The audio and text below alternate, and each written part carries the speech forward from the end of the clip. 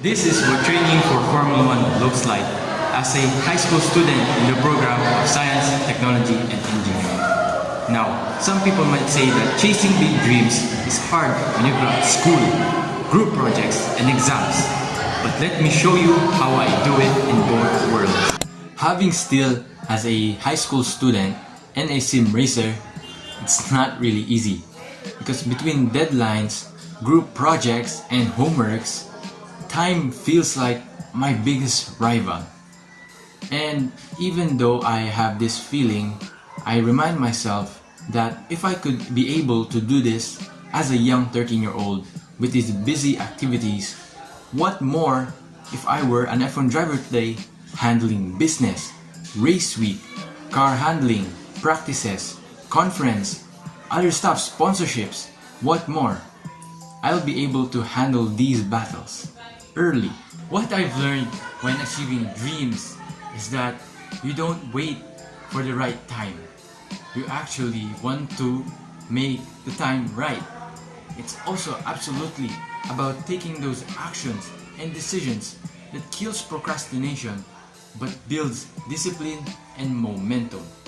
You know, school may slow me down a bit, but once I have my discipline and momentum every single time, it's easy to keep moving forward. Also, a tip I could give you guys is that momentum is a powerful thing when finishing tasks. Once you're in momentum, just stay in it because you will accomplish tasks more effectively because you have zero distractions. You're in the zone. But if you happen to slip back on your momentum, you will just stay in it by jumping right at it by, like I said earlier, taking those actions and decisions that makes you keep moving forward. Some days I stay up late doing notes, homework, and group projects, texting each other and talking about what we'll do. And then I'll wake up late because my circadian rhythm was messed up and I was tired. And so I sometimes feel like I keep falling behind school and sim racing.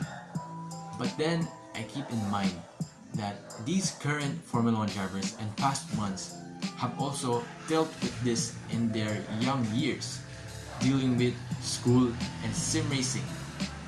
Well, not sim racing, their karting, their racing life. So this is my version of that.